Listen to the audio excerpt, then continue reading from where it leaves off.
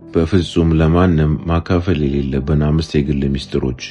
ከሰዎች ጋር ምንም አይነት ቅርርብ ቢኖራችሁ ማካፈል የሌለባችሁ 5 የግል ሚስጥሮች።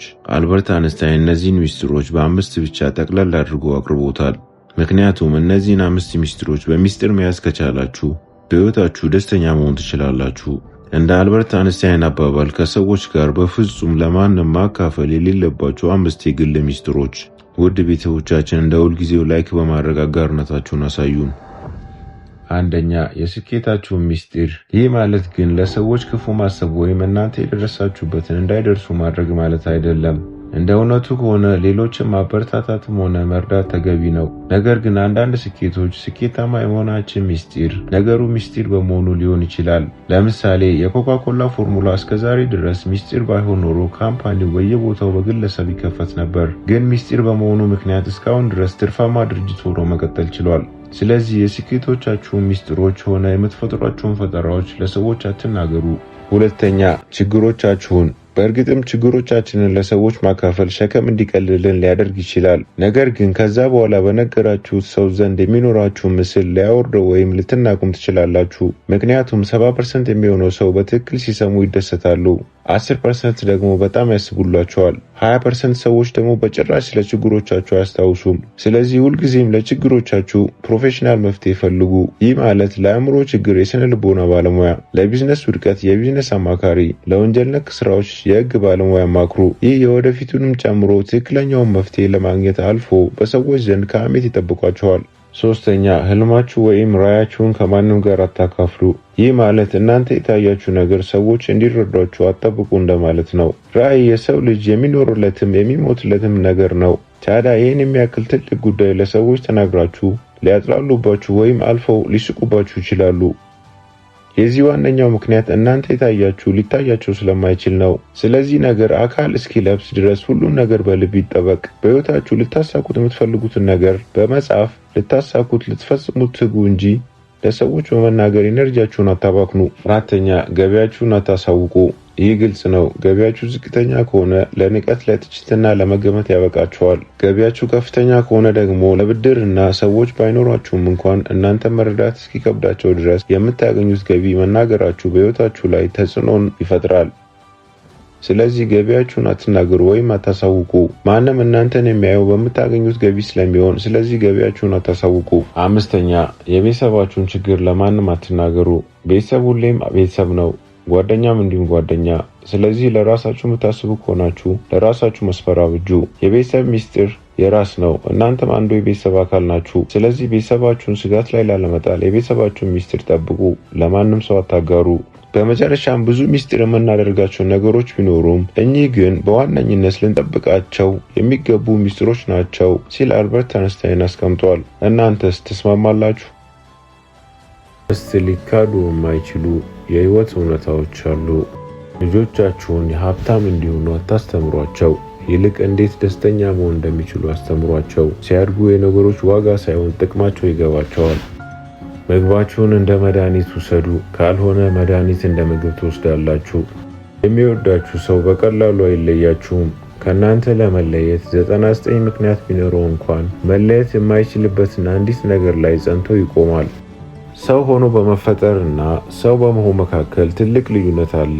ይህ የሚገባቸው ጥቂት ሰዎች ብቻ ናቸው። ስትወለዱ ውድ ነበራችሁ፣ ስትሞቱ ውድ ትሆናላችሁ። በመካከል ያለው ማስተካከል የእናንተ ፋንታ ነው። በፍጥነት ለመሄድ ከፈለጋችሁ ብቻችሁን ሂዱ። ሩቅ ለመድረስ ከፈለጋችሁ ግን ከሌሎች ጋር አብራችሁ ተጓዙ። በስተመጨረሻም በዓለም ላይ ያሉ 6ቱ ፈዋሽ ነገሮች የሚከተሉት ናቸው።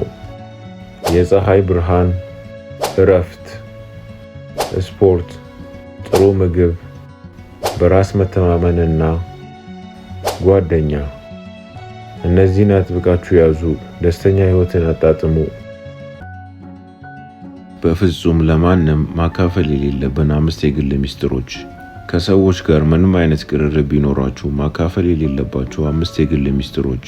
አልበርት አንስታይን እነዚህን ሚስጥሮች በ5 ብቻ ጠቅለል አድርጎ አቅርቦታል። ምክንያቱም እነዚህን 5 ሚስጥሮች በሚስጥር መያዝ ከቻላችሁ በሕይወታችሁ ደስተኛ መሆን ትችላላችሁ። እንደ አልበርት አንስታይን አባባል ከሰዎች ጋር በፍጹም ለማንም ማካፈል የሌለባቸው 5 የግል ሚስጥሮች። ውድ ቤተሰቦቻችን እንደ ሁልጊዜው ላይክ በማድረግ አጋርነታችሁን አሳዩን። አንደኛ፣ የስኬታችሁን ሚስጥር። ይህ ማለት ግን ለሰዎች ክፉ ማሰብ ወይም እናንተ የደረሳችሁበትን እንዳይደርሱ ማድረግ ማለት አይደለም። እንደ እውነቱ ከሆነ ሌሎችን ማበረታታትም ሆነ መርዳት ተገቢ ነው። ነገር ግን አንዳንድ ስኬቶች ስኬታማ የመሆናችን ሚስጢር ነገሩ ሚስጢር በመሆኑ ሊሆን ይችላል። ለምሳሌ የኮካ-ኮላ ፎርሙላ እስከዛሬ ድረስ ሚስጢር ባይሆን ኖሮ ካምፓኒው በየቦታው በግለሰብ ይከፈት ነበር። ግን ሚስጢር በመሆኑ ምክንያት እስካሁን ድረስ ትርፋማ ድርጅት ሆኖ መቀጠል ችሏል። ስለዚህ የስኬቶቻችሁን ሚስጥሮች ሆነ የምትፈጥሯቸውን ፈጠራዎች ለሰዎች አትናገሩ።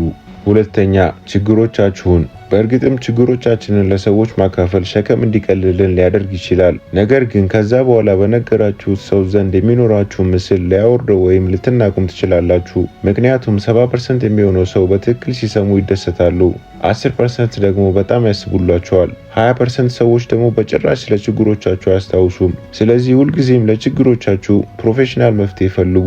ይህ ማለት ለአእምሮ ችግር የስነ ልቦና ባለሙያ፣ ለቢዝነስ ውድቀት የቢዝነስ አማካሪ፣ ለወንጀል ነክ ስራዎች የህግ ባለሙያ ማክሩ። ይህ የወደፊቱንም ጨምሮ ትክክለኛውን መፍትሄ ለማግኘት አልፎ በሰዎች ዘንድ ከአሜት ይጠብቋቸዋል። ሶስተኛ፣ ህልማችሁ ወይም ራዕያችሁን ከማንም ጋር አታካፍሉ። ይህ ማለት እናንተ የታያችሁ ነገር ሰዎች እንዲረዷችሁ አትጠብቁ እንደማለት ነው። ራዕይ የሰው ልጅ የሚኖርለትም የሚሞትለትም ነገር ነው። ታዲያ ይህን የሚያክል ትልቅ ጉዳይ ለሰዎች ተናግራችሁ ሊያጥላሉባችሁ ወይም አልፈው ሊስቁባችሁ ይችላሉ።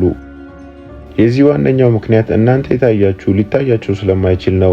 ስለዚህ ነገር አካል እስኪለብስ ድረስ ሁሉም ነገር በልብ ይጠበቅ። በህይወታችሁ ልታሳኩት የምትፈልጉትን ነገር በመጻፍ ልታሳኩት ልትፈጽሙት ትጉ እንጂ ለሰዎች በመናገር ኢነርጂያችሁን አታባክኑ። አራተኛ፣ ገቢያችሁን አታሳውቁ።